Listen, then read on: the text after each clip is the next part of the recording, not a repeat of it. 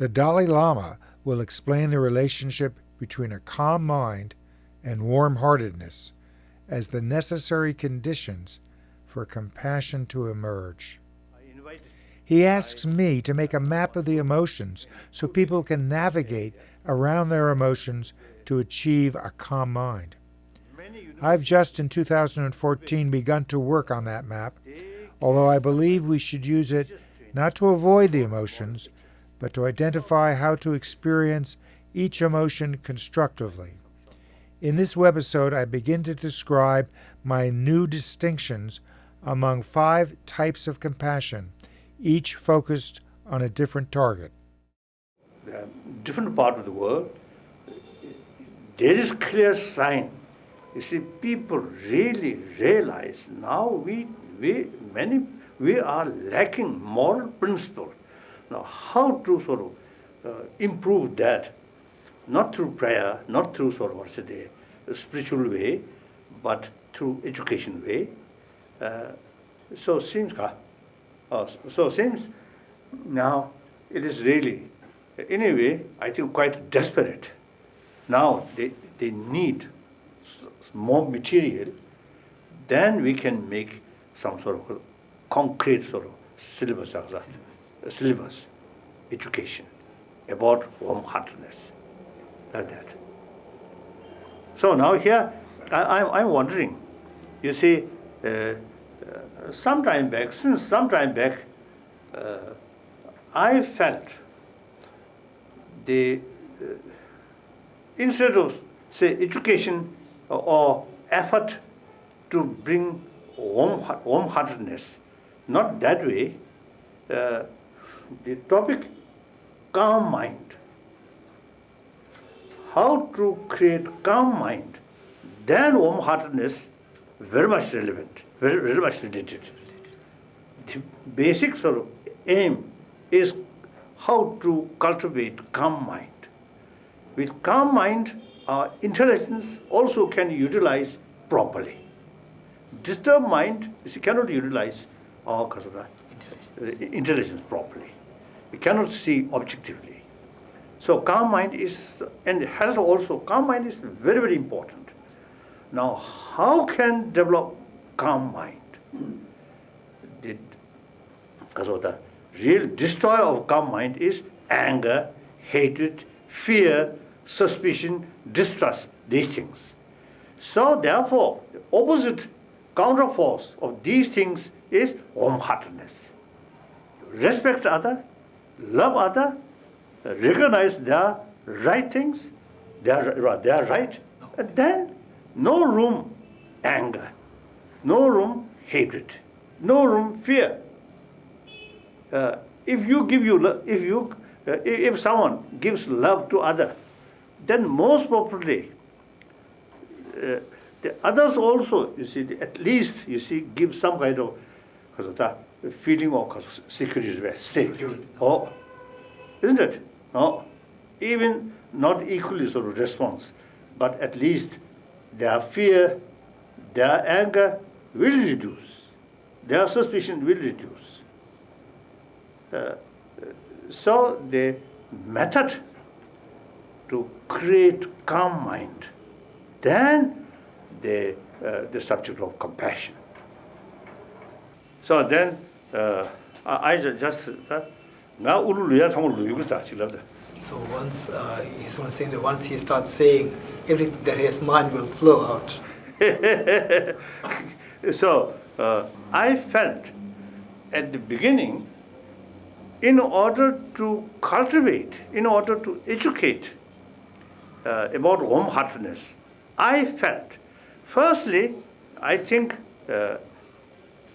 should have some knowledge about map of emotion. These emotions, the relations between different emotions and contradictory sort of forces. Once you get more clearer picture, like map, then if you want to reach there, you see, you have to go through that way, not through meditation and suddenly something changed, not that way. So, like you see, they go to from here to America, and previously, the ancient time, you have to make the clear the map from here, the reach such place, then such place. Similarly, when we talk calm mind, not through prayer, not through miracle, not through training. So you have to know what is the seed, what the basis of calm mind, what is the destroyer of calm mind, and the seed of these destroyer, and what sort of other elements about these things. So you have to, you should have some knowledge about the world of emotion. Then, particular sort of specific sort of, or say the way of training of compassion, warm-heartedness.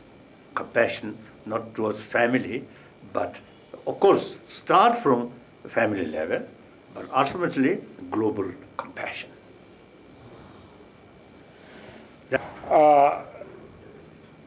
I don't disagree with anything you said. I'm glad to hear you believe that it will be helpful for people if they understand their emotions. Don't just try to push them to the side, but understand their emotions well enough so that their emotions can work for them and develop a warm-hearted attitude.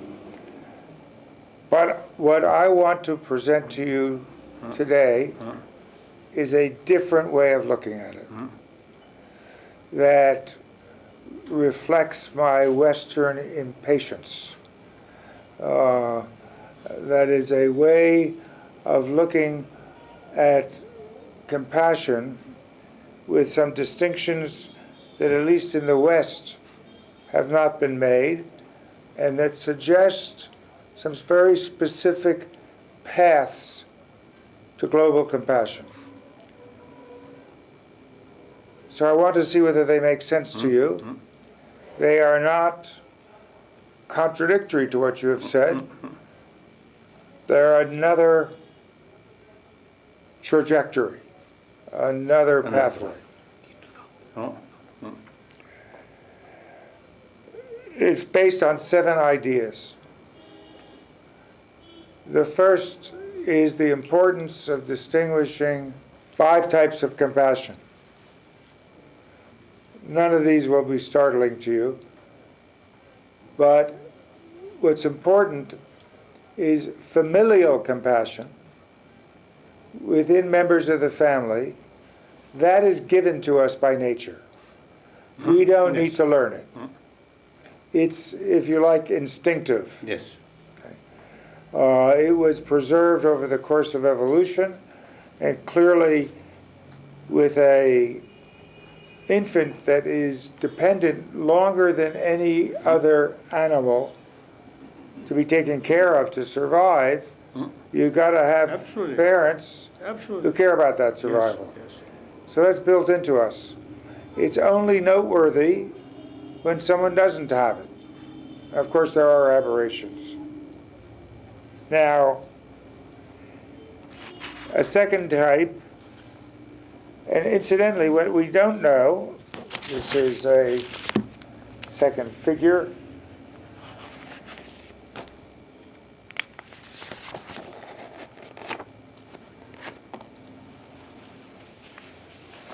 Where is my book? Can you hand this out? Is the strength of familial compassion the same towards the 25-year-old as it is towards the 2.5-month-old? That is it decrease over time? Is it the same towards your cousin or your uncle as it is towards your brother or your child? There are a lot of things we don't know about the nature of familial compassion. What we do know is that it's very strong towards the newborn and the young infant. Is it that strong lifelong? how does it spread? But those aren't major points for now. If we move towards familiars, they're not members of our family, but they're the people who live down the block. We see them all the time. Now, my supposition is our compassion is not as strong towards them as it is the family, but still stronger than strangers. But there's another figure here, because we don't really know. You could have, on the one hand, your best friend or your spouse, with whom I'm very familiar. But what about a nearby neighbor? Do I feel the same compassion for the neighbor 2 blocks away that I feel for my spouse? Is it the same for all familials? Towards the end of this webisode, I distinguish familial compassion from compassion towards familiars, people we know who are not family members. I raise some questions about both familial and familiars compassion, which I hope will interest scientists to investigate. In our 2 days of discussion, I never described the 3 other types of compassion, so I'll do so here. The target can be a stranger, but constrained to people of the same religion, nationality, or skin color. That's the 3rd type of compassion, stranger constrained. Or we can feel compassion for all strangers, which is what I'm calling global compassion. The 5th type of compassion is what is felt for all sentient beings, not just human beings. This is the Buddhist ideal, and also was Charles Darwin's ideal.